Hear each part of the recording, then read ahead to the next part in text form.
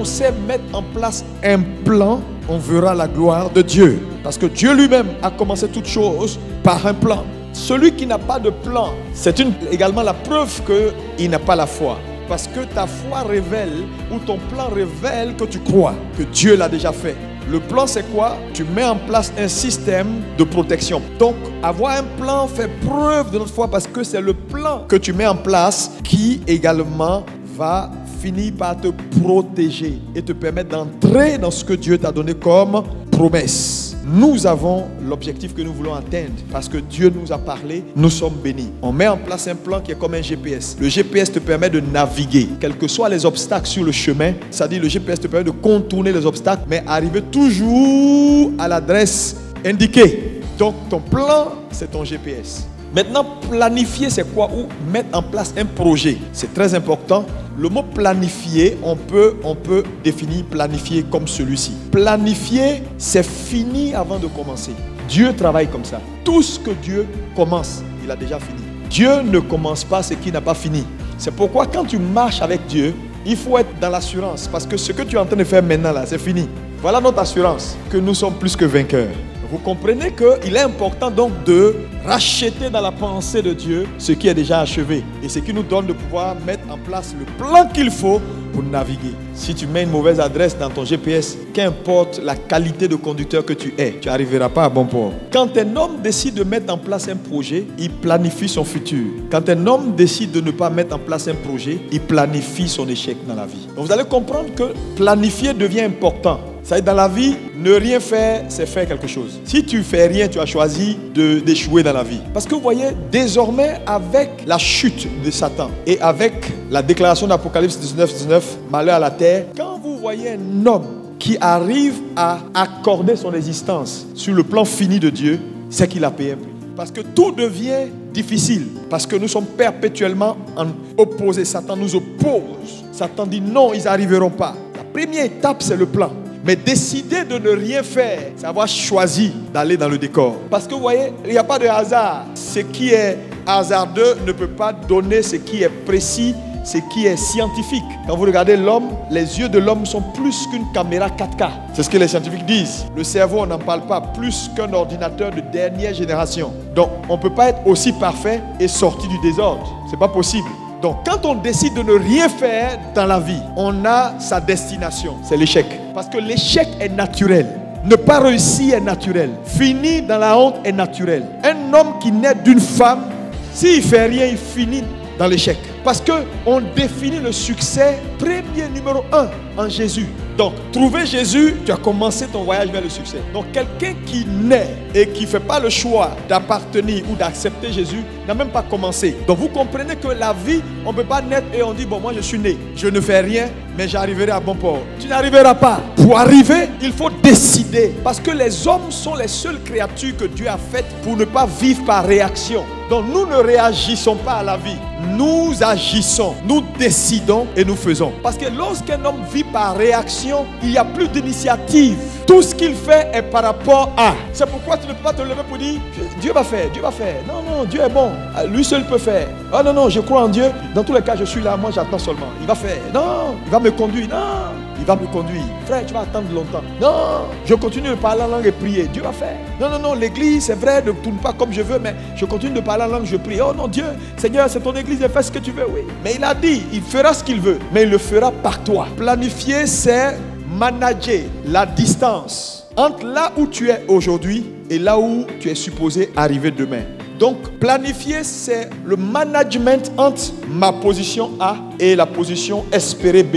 Tu n'arriveras pas à la position B si tu ne comprends pas la notion de management. Le management n'a pas commencé avec les études, elle a commencé dans la Bible. Genèse nous dit qu'il n'y avait pas d'arbre sur la terre. Rien ne poussait parce qu'il n'y avait pas d'homme pour manager. Le management, cultiver, administrer, gérer. Donc là où il n'y a pas de management, là où il n'y a pas de gestion, Dieu ne peut pas se mouvoir. Donc tu es dans une position A et Dieu t'attend dans une position B. Savoir planifier, c'est s'organiser de telle sorte que tu puisses maîtriser la distance entre le point A où tu es et le point B.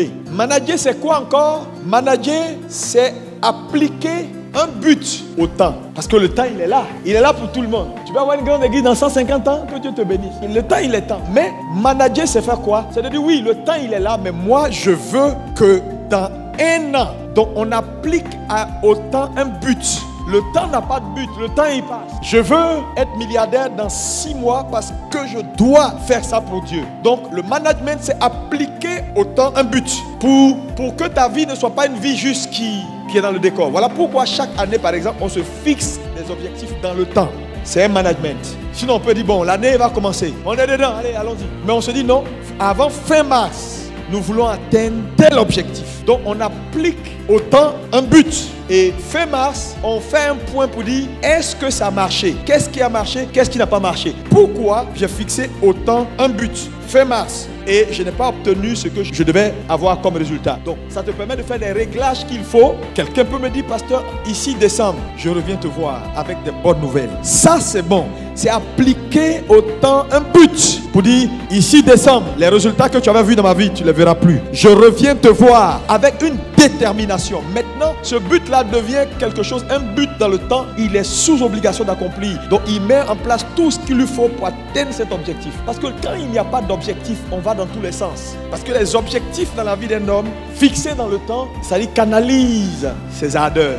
Parce que quand on applique un but au temps, il y a des batailles inutiles. Planifier, c'est quoi? C'est décider d'utiliser le temps pour ce que nous voulons faire. Parce que si tu ne contrôles pas ton temps, d'autres vont contrôler ça à ta place. Donc il faut savoir utiliser le temps pour ce que tu as à faire. Dieu nous a donné à tous 24 heures. Il n'y a pas quelqu'un ici qui est défavorisé. Donc quand le jour démarre, le compte à rebours a commencé. Il y en a dans les 24 heures qui vont maximiser le temps que Dieu leur a donné. Il y en a après les 24 heures, ils n'ont pas fini leur boulot. Ils vont prendre le boulot d'aujourd'hui là pour aller mettre ça dans le temps de demain. Mais quand ça rentre dans le temps de demain, ça va occuper quelque chose que tu aurais pu faire. Et c'est ta vie qui a pris du retard. Si tu n'as rien planifié pour dire, lundi, quand je me lève, avant 18h, voilà tout ce que j'ai, je dois boucler. Les gens vont t'appeler pour dire, tu es où? On peut venir te chercher pour aller au restaurant. Tu n'as rien à faire. Venez me chercher. Et ils vont te mettre toi dans leur temps. Et toi, tu seras assis dans leur temps. Eux ont planifié aller au restaurant à midi. Toi, tu es dans leur temps, en train de passer du temps dans leur temps.